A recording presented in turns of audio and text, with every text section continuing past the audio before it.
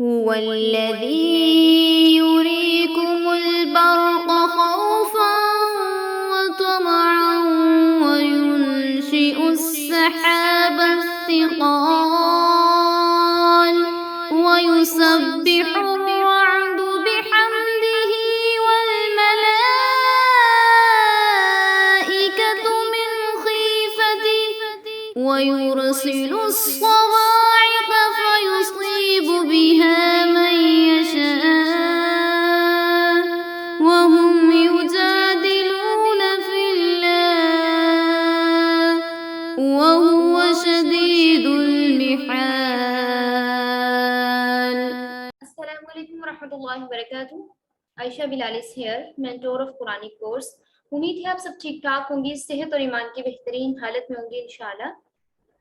अल्लाह रब्बुल इज़्ज़त से दुआ करते हैं हमें सही से कुरान को समझने और इस पर अमल करने की तौफीक अता फरमाए और हमारी इस छोटी सी काविश को कबूल फरमाए।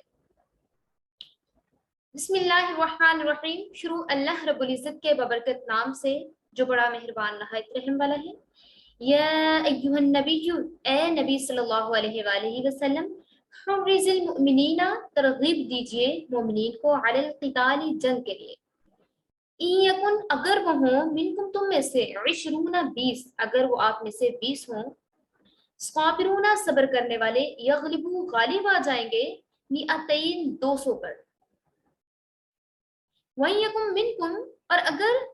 हो तुम में से, मिअतुन, 100, यगलिबू, वो गालिब आ जाएंगे, अल्फन, 1000 पर, मिनल्लज़ीना कफरू, सिवाय उन लोगों के जिन्होंने कुफ्र किया, बिअन्नहुम, इसलिए कि वो कौमुन ला यफ़क़हून, समझ नहीं रखते। ए पैगंबर सल्लल्लाहु अलैहि वसल्लम, आप मोमिनीन को जहाद की तरगीब दीजिए। आप उन्हें कहिए कि अगर वो साबित कदम रहेंगे, 20 साबित कदम आदमी सब्र करेंगे, सब्र वाले होंगे, तो वो 200 लोगों पर गालिब आ जाएंगे। और इसी तरह से अगर आप में से 100 आदमी सब्र करेंगे और साबित कदम होंगे, तो वो 1000 कुफार पर गालिब आ जाएंगे। और इसीलिए कुछ लोग ऐसे हैं जो इसको समझते नहीं हैं। अल-आन खफ़फ़ल्लाहु अन्कुम वअलिम अन्न फ़ीकुम ज़अफ़ा, अब अल्लाह ताला ने आप पर तखफीफ कर दी और मालूम कर लिया कि आप में जोश की कमी है। सो फ़यकुम, बस अगर हो, मिनकुम, तुम में से, मिअतुन, 100, साबिरतुन, सब्र करने वाले, यगलिबू, वो गालिब आ जाएंगे, मिअतैन, 200 पर। वयकुम मिनकुम, और अगर आप में से हों, अल्फुन, 1000, यगलिबू, वो गालिब आ जाएंगे, अल्फैनी, 2000 पर, बिइज़्निल्लाह, अल्लाह के हुक्म से वो गालिब आ जाएंगे। वल्लाहु मअस साबिरीन, बेशक अल्लाह ताला सब्र करने वालों के साथ है। हमने गुज़श्ता आयात जो डिस्कस की थी उसमें बवक्ते ज़रूरत और मसलहत के तहत कफ़ार से सुलह की इजाज़त दी गई थी।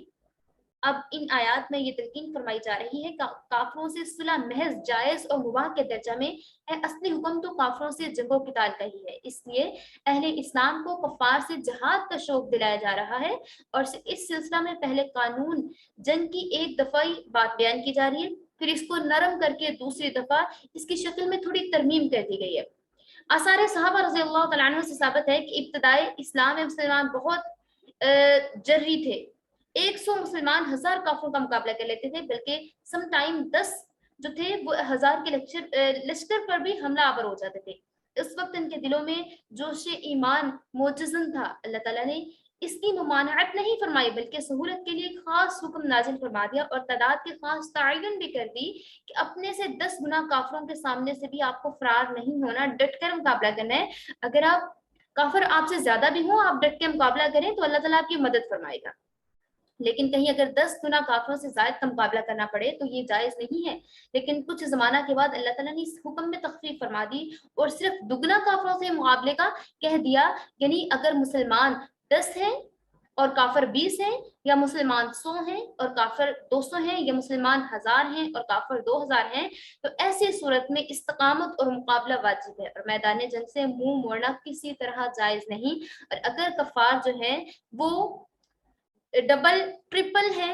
ठीक है, ये अगर वो बढ़ के हैं, तादाद में ज्यादा हैं, तो फिर आप उनसे मुकाबला न करें, बल्कि हट जाना किसी तरीके से जायज करार दिया गया है। ان آیات میں مسلمانوں کو جہاد کی ترغیب دی ہے کہ تھوڑے بھی ہوں تو کفار کی کثرت کے مقابلے میں جی نہیں ہلکا کرنا، آپ نے دل نہیں چھوٹا کرنا، بلکہ اللہ تعالیٰ کی رحمت کی طرف دیکھنا ہے اور رحمت سے آپ دشمنوں پر غالب آ جائیں گے۔ اگر آپ تعداد میں کم بھی ہیں اور اگر آپ پہ کافر جو ہے وہ ظلم کے پہاڑ توڑتے چلے جا رہے ہیں، تو انہیں بتا دیجئے کہ ہمارے ساتھ اللہ ہے جو کہ ہر چیز پر غالب ہے اور وہی حکمت والا ہے، اور وہ بہترین طریقے سے ہمیں فتح یاب فرمائے گا۔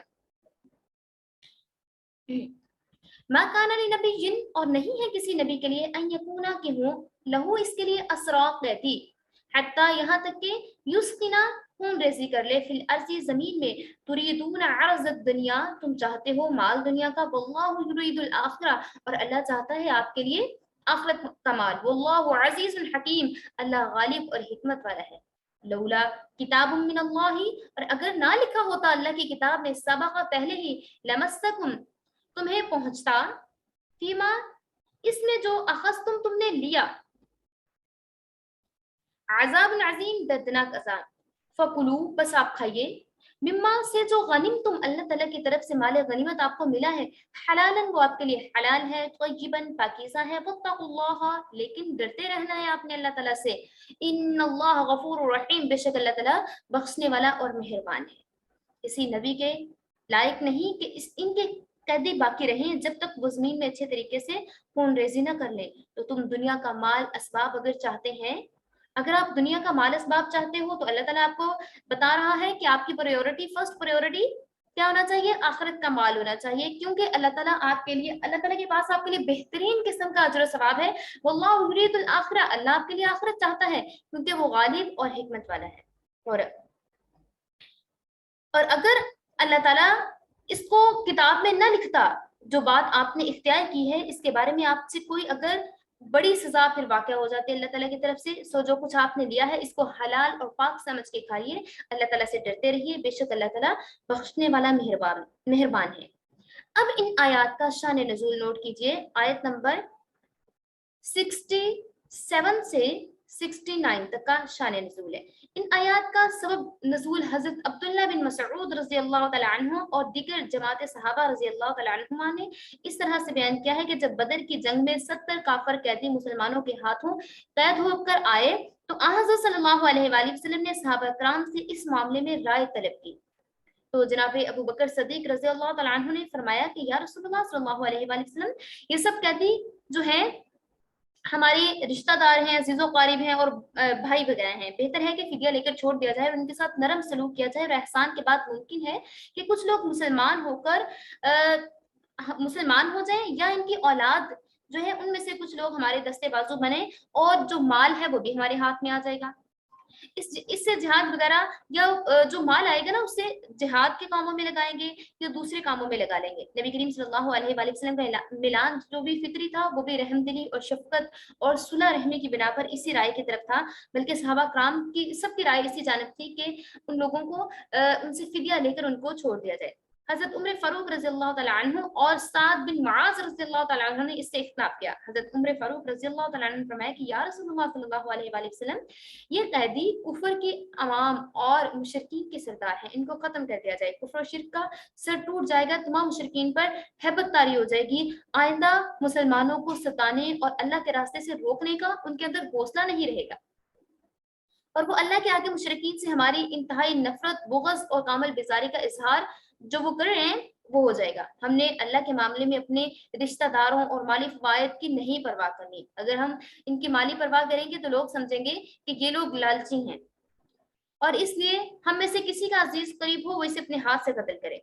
الغرض جب کافی بحث ہوئی تو اس کے بعد حضرت ابو بکر صدیق رضی اللہ تعالیٰ عنہ کے مشورے پر عمل ہوا،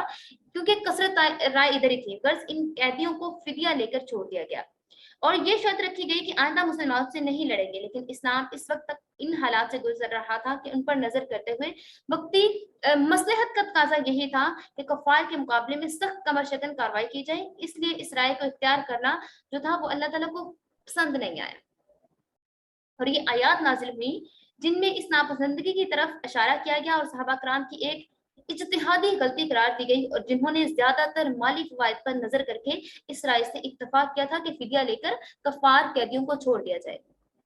تو ان کو ان آیات میں کس طرح سے ڈسکس کیا گیا ہے؟ تریدون عرض الدنیا، کہ آپ دنیا کے مال کی طرف دیکھ رہے ہیں، لیکن اللہ آپ کے لیے کیا پسند فرما رہا ہے؟ واللہ یرید الآخرہ، اللہ آپ کے لیے آخرت چاہتا ہے. ٹھیک ہے، آپ کو دنیا کے مال کی طرف نہیں نظر کرنی چاہیے. آپ کو چاہیے تھا کہ آپ لوگ ان کو سزا اچھے طریقے سے دیتے تاکہ نیکسٹ ٹائم وہ لوگ اس بات کی طرف رہتے کہ ہمارے ساتھ ایسا سلوک ہوا ہے، ہمارے ریلیٹیوز کے ساتھ ایسا سلوک ہوا ہے، تو نیکسٹ ٹائم وہ ایسا کوئی قدم اٹھانے کے بارے میں سوچتے ہی نہیں. تو اب یہ دیکھتے ہیں کہ وہ کیا امر تھا جس نے سزا کو روک لیا. اب وہ کیا بات ہے جو اللہ تعالیٰ نے پہلے لکھ چکی اور طے فرمایا کہ جس کی وجہ سے سزا واقع نہ ہوئی؟ ایک یہ کہ قانون الہی یہی ہے کہ اللہ تعالیٰ جب تک کسی چیز کا صاف کرنے کا حکم دیں یا نہ دیں، بیان نہ اس کو فرما دیں، مینس کہ پہلے ان چیزوں کو بیان نہیں فرمایا گیا تھا، اس لیے عذاب کے مستحق نہیں ہوئے. اور اہل بدر کی گزشتہ اور آئندہ تمام خطاؤں کو اللہ تعالیٰ معاف فرما چکے ہیں.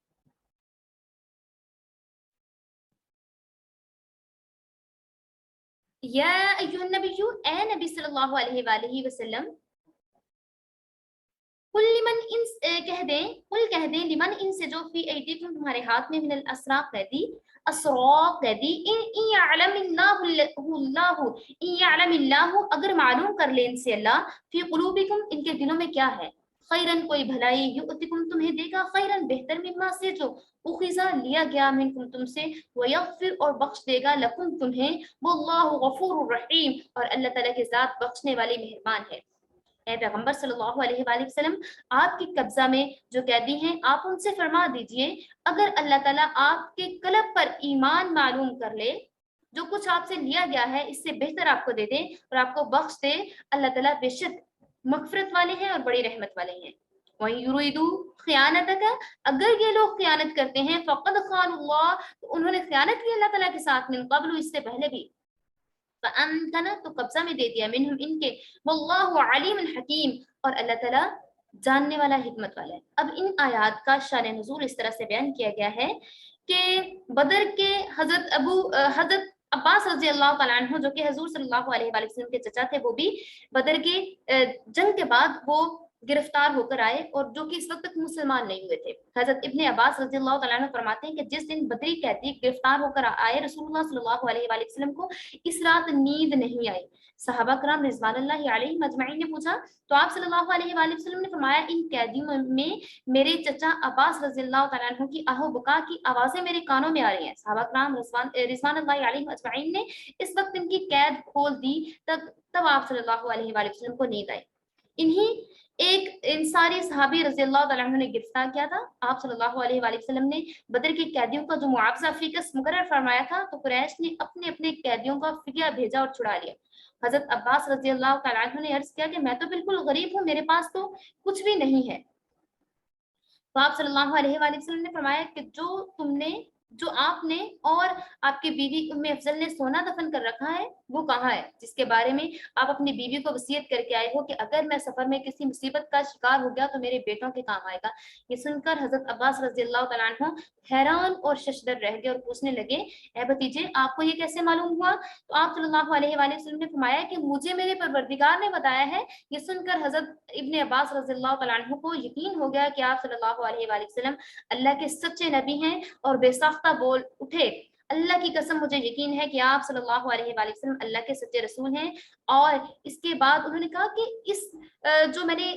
خزانہ دفن کیا ہوا تھا اس کے بارے میں مجھے اور میری بیوی کے علاوہ کوئی تیسرا شخص نہیں جانتا تھا. انہوں نے کہا اچھا یوں کیجیے کہ میرے پاس 20 اوقیہ سونا آپ صلی اللہ علیہ وآلہ وسلم کے لشکر کو یوں ملا ہے، اس کو میرا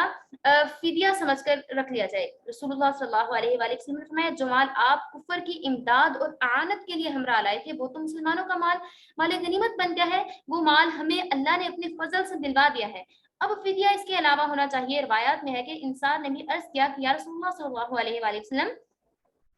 جو ابن عباس ہیں، جو عباس رضی اللہ تعالیٰ عنہ ہیں، وہ ضعیف العمر ہیں، انہیں فدیہ معاف کر دیا جائے. مگر اسلامی مساوات میں عزیز و قریب، دوست دشمن سب برابر تھے اور انصار رضی اللہ تعالیٰ عنہ کے کہنے پر بھی رسول اللہ صلی اللہ علیہ وآلہ وسلم نے اس چیز کو قبول نہیں کیا اور اس طرح سے فدیہ ان سے بھی لیا گیا اور کہا کہ جس طرح عام قیدیوں سے فدیہ لیا جا رہا ہے اور اسی طرح سے ان سے بھی فدیہ لیا گیا. اور چونکہ حضرت عباس رضی اللہ تعالیٰ عنہ جو تھے مکے کے امیر لوگوں میں شامل تھے، اس لیے جو لوگ امیر تھے ان سے 4000 درہم اور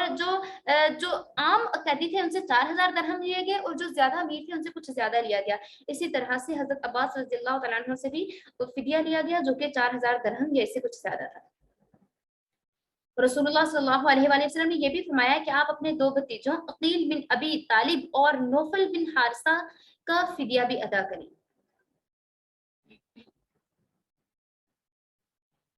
ان الذین آمنوا، جو لوگ ایمان لائے، وہاجروا اور انہوں نے ہجرت کی، وجاہدوا اور جہاد کیا، باموالہم اپنے مالوں سے، وانفسہم اپنے جانوں کے ذریعے سے، فی سبیل اللہ اللہ کے راستے میں، والذین اور جو لوگ آووا ٹھکانہ دیا جنہیں بنصروا اور جنہوں نے مدد کی، اولئک یہی لوگ ہیں، بعضهم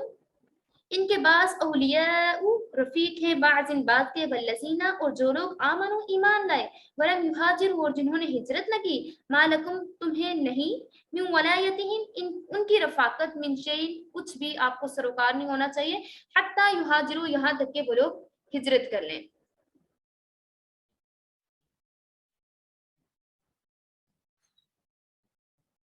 وَإِنِ اسْتَنْصُرُوكُمْ وَإِنِ اسْتَنْصَرُوكُمْ اور اگر وہ آپ سے مدد چاہیں فی الدین دین کے معاملے میں، فَعَلَيْكُمْ تو تم پر لازم ہے النصر کہ ان کی مدد کرو، الا سوائے علی القوم کسی قوم پر، بینکم تمہارے درمیان، وبینہم اور ان کے درمیان، میثاق ایک معاہدہ ہے، واللہ اور اللہ بما تعملون جو آپ کرتے ہیں بصیر اس کو دیکھنے والا ہے. والذین اور جو لوگ کفروا جنہوں نے کفر کیا، بعضهم ان کے بعض، اولیاء رفیق ہیں، دوست ہیں، الا سوائے تفعلوہ اگر آپ ایسا نہیں کرو گے، تکن ہوگا فتنہ فی الارض زمین میں، وفساد اور فساد ہوگا کبیر بہت بڑا.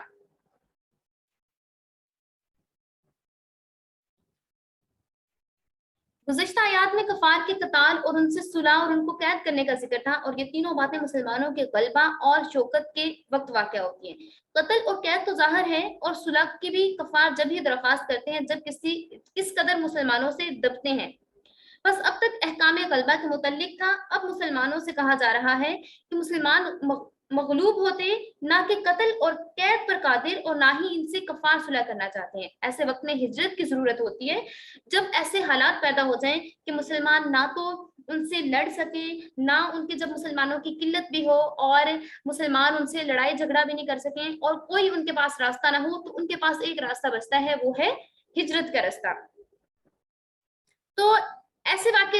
وقت میں ہجرت کی ضرورت واقع ہوتی ہے، اس لیے اب ہجرت کے جو احکامات ہیں وہ یہاں پہ بیان فرمائے جا رہے ہیں.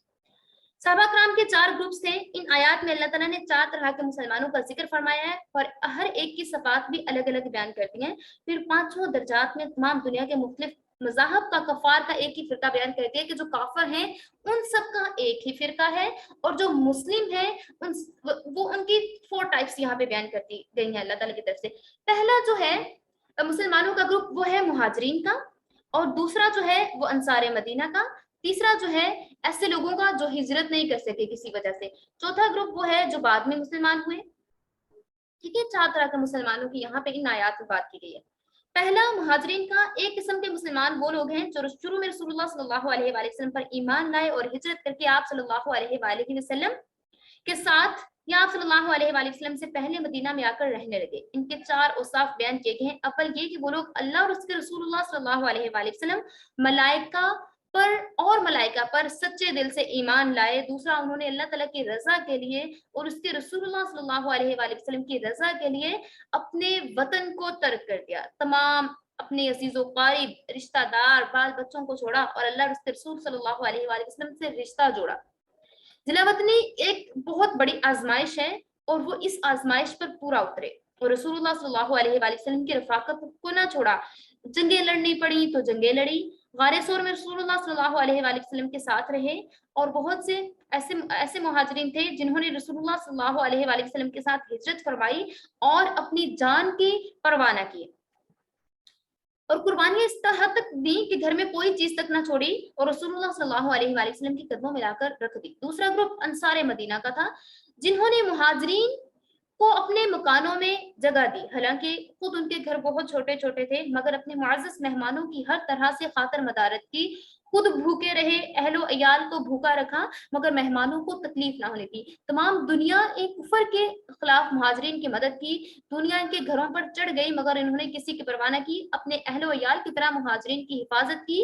اور انہوں نے اللہ کے راستے میں اپنی جانیں لڑا دی اور اسلام کی آنت میں کسی مالی قربانی سے دریغ نہیں کیا۔ تیسرا گروپ ایسے لوگوں کا ہے جو کسی وجہ سے ہجرت نہیں کر سکے، جو کہ فتح مکہ سے پہلے مسلمان تو ہو گئے اور اللہ کے رسول صلی اللہ علیہ وآلہ وسلم کی تصدیق بھی کی، احکام شریعت کی تعمیل بھی کی، مگر کسی خاص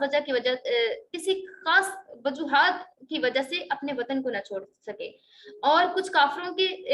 پنجہ میں گرفتار ہوئے اور وہاں پہ ہی محصور ہو گئے، اور کوئی بیماری کی وجہ سے یا معذوری کی وجہ سے ہجرت نہیں کر سکے۔ چوتھا گروپ جو ہے، جو کہ بعد میں مسلمان ہوئے، اپنا وطن چھوڑ کر رسول اللہ صلی اللہ علیہ وآلہ وسلم کی رفاقت اختیار کی اور آخری جہادوں میں بھی شریک ہوئے۔ یہ 4 قسم کے مسلمان ہیں اور ان کے الگ الگ احکامات بھی بتائیں گے۔ سب سے پہلے 2 قسموں کے متعلق یعنی مہاجرین اور انصار کے متعلق بتایا گیا ہے کہ یہ ایک دوسرے کے رفیق دوست ہیں، جو کہ جان مال بلکہ دین و ایمان کے ساتھی ہیں اور میراث میں ایک دوسرے کے حقدار بھی ہیں۔ اس آیت کی بنا پر حضور صلی اللہ علیہ وآلہ وسلم نے مہاجرین اور انصار کے درمیان بھائی چارہ اور برادری کرا دی تھی۔ ایک مہاجر ایک انصار کو بھائی بھائی بنا دیا۔ اس اسلامی رشتہ کے بھائی چارہ سے ساری باتوں میں ایک دوسرے کی شرکیت و ملکیت کے ویسے یہ حقدار ہو جاتے تھے جیسے حقیقی بھائی ہوتے ہیں، حتیٰ کہ اگر ایک مر جاتا تو دوسرا اس کا وارث بن جایا کرتا تھا۔ اور ایسے بھی بہت دفعہ ایسے ہوا کہ اگر ایک شخص کی 2 بیویاں تھیں تو اس نے ایک بیوی کو طلاق دے کر مہاجر کے نکاح میں دینے کی آمادگی کو بھی ظاہر کر دیا، لیکن آیات میراث نازل ہونے کے بعد جو انصار اور مہاجر آپس میں بھائی بھائی بنے تھے اور بتا دیا گیا کہ ان کا میراث میں سے کوئی حصہ نہیں ہے، تو دین یہ جو حکم تھا وہ منسوخ ہو گیا۔ اب ہم آخری آیات کی طرف چلتے ہیں۔ والذینہ، اور جو لوگ آمنوا ایمان لائے، وہاجروا اور انہوں نے ہجرت کی، وجاہدوا اور جہاد کیا، فی سبیل اللہ اللہ کے راستے میں، والذینہ، اور وہ لوگ جو آووا جنہوں نے ٹھکانہ دیا، ونصروا اور مدد کی، اولئک وہی لوگ ہیں، هم المؤمنون حقا سچے مومنین یہی لوگ ہیں، لہم مغفرۃ ان کے لیے مغفرت ہے، ورزق کریم اور عزت والا رزق ہے۔ جو لوگ مسلمان ہوئے انہوں نے ہجرت کی، اللہ کے راستے میں جہاد کیا، جن لوگوں نے اپنے یہاں ان کو ٹھہرایا اور ان کی مدد کی، یہ لوگ ایمان کا پورا حق ادا کرنے والے ہیں، اللہ رب العزت کی طرف سے ان کے لیے بڑی مغفرت اور بڑی عزت والی روزی ہے۔ اور جو لوگ والذین آمنوا من بعد وہاجروا، اور جو لوگ ایمان لائے، ایمان لانے کے بعد انہوں نے ہجرت کی، وجاہدوا اور انہوں نے جہاد بھی کیا، معکم آپ کے ساتھ، فاولئک منکم اور یہ انہی لوگوں میں سے ہیں، وَأُولُو الْأَرْحَامِ اور ان کے رشتہ دار، بعضهم ان کے بعض اولا حقدار ہیں، بعض ان دوسرے کے، فی کتاب اللہ یہ اللہ کی کتاب میں لکھا ہوا ہے، ان اللہ بکل شیء علیم اور اللہ تعالی ہر چیز کا علم خوب جاننے والے ہیں۔ ہم نے پہلے جو آیات ڈسکس کی اس میں مہاجرین اور انصار کے متعلق بیان کیا گیا تھا، ان آیات میں بھی اللہ تعالیٰ کی طرف سے ارشاد فرمایا جا رہا ہے کہ ان لوگوں کے لیے 2 انعامات مقرر ہیں۔ اول یہ کہ آخرت میں اللہ تعالیٰ ان کے تمام گناہوں کو معاف فرما دیں گے، دوسرا ان کے لیے باعزت رزق ہے اور جنت کی روزی ان کے لیے موجود ہے۔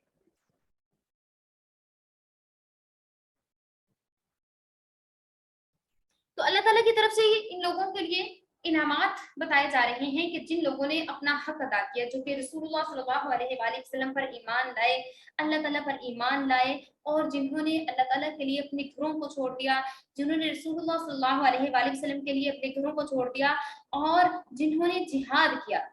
اور ان لوگوں نے اپنے مسلمان ہونے کا حق ادا کر دیا بہترین طریقے سے۔ اب ان کے لیے کوئی ریوارڈ بھی ہونا چاہیے نا، جب کوئی اچھا کام کرتا ہے تو اس کے بادشاہ کی طرف سے اس کے لیے ایک بہترین ریوارڈ رکھا جاتا ہے یا اس کو انعام سے نوازا جاتا ہے، ٹھیک ہے؟ تو اسی طرح سے اگر کوئی رولز کو، اگر کوئی اسکول میں پڑھتا ہے یا کوئی رولز کو فالو کرتا ہے، اگر کوئی اچھے طریقے سے اپنا جو سلیبس ہے اس کو کور کر لیتا ہے، تو ان کو ریوارڈ کے لیے پرائزز دیے جاتے ہیں۔ اللہ تعالیٰ کی طرف سے بھی جو بہترین مسلمان ہیں، جنہوں نے مسلمان ہونے کا حق ادا کر دیا، جس طریقے سے اللہ تعالیٰ نے احکامات نازل کیے اور انہوں نے اس پہ عمل کیا،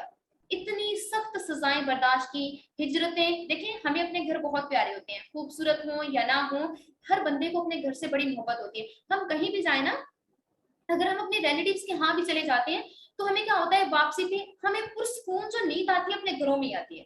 ہمیں اپنے گھر کے علاوہ کہیں پرسکون نیند نہیں آتی. ہمیں بے چینی ہوتی ہے, ہمیں سم ٹائم ہیزیٹیشن ہوتی ہے, ٹھیک ہے, اس طرح کی سچویشنز ہمارے ساتھ ہوتی رہتی ہیں. لیکن جب ہم اپنے گھر پہ واپس آتے ہیں ہم سکون محسوس کرتے ہیں, اور ہمیں آرام اپنے گھر میں آتا ہے نا, کہ جہاں پہ بھی ہم رہیں. لیکن جب ہمیں کسی ایسی جگہ پہ ہمیں اپنے گھر کو چھوڑنا پڑے تو سب سے تکلیف دہ عمل وہی ہوتا ہے جب ہم اپنے گھر کو چھوڑتے ہیں. ٹھیک ہے, اب دیکھیں انہوں نے ہجرت کی,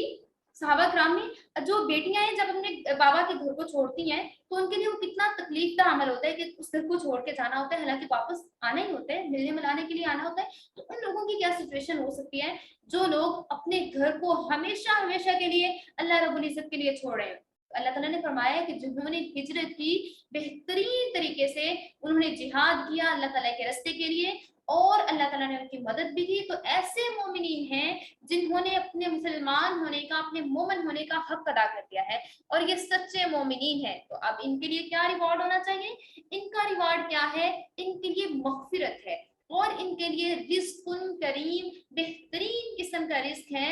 اور جو لوگ ان کے ساتھ ہیں, جو لوگ ان کی میزبانی کرنے والے ہیں, جو انسان ہیں, ٹھیک ہے, اور یہ لوگ اپنے رشتہ داروں کی جو ہے اچھے طریقے سے دیکھ بھال کرنے والے ہیں, اور جو ان کے رشتہ دار ہیں وہ بھی اللہ تعالیٰ کے احکامات پر چلنے والے ہیں. تو ایسے لوگ بھی ہیں, اللہ تعالیٰ ان لوگوں کے بارے میں بھی جانتا ہے, بے شک اللہ تعالیٰ ہر چیز کا علم رکھتا ہے. تو ایسے لوگوں کو اللہ تعالیٰ بہترین قسم کے ریوارڈ سے نوازے گا. تو اللہ تعالیٰ سے دعا کرتے ہیں کہ اللہ تعالیٰ مہاجرین, سابقین اور انصار اولین کے طفیل ہمیں بھی صراط مستقیم اور ایمان کامل نصیب فرمائیں. ہمیں بھی دین اسلام کے لیے اپنی جان و مال کے خرچ کرنے کی توفیق عطا فرمائے. اللہ تعالیٰ گناہ کر کے توبہ, اور توبہ کرنے کے بعد پھر جو دوبارہ سے گناہ کیے ہیں اس کے بارے میں اچھا سے جانتا ہے, اور ہم اللہ تعالیٰ سے معافی مانگتے ہیں کہ اللہ تعالیٰ جو ہمارے پوشیدہ گناہ ہیں یا جو سب کے سامنے ہم گناہ کر چکے ہیں, اللہ تعالیٰ ہمیں اسے معاف فرمائے, اور اللہ تعالیٰ ہماری مغفرت فرما دے, اور اللہ تعالیٰ ہمیں صحیح سے دین پر چلنے کی توفیق عطا فرمائے, اور اللہ تعالیٰ ہمارا شمار اپنے شکر گزار بندوں میں فرما لے. وآخر دعوانا ان الحمد للہ رب العالمین وما علینا الا البلاغ المبین.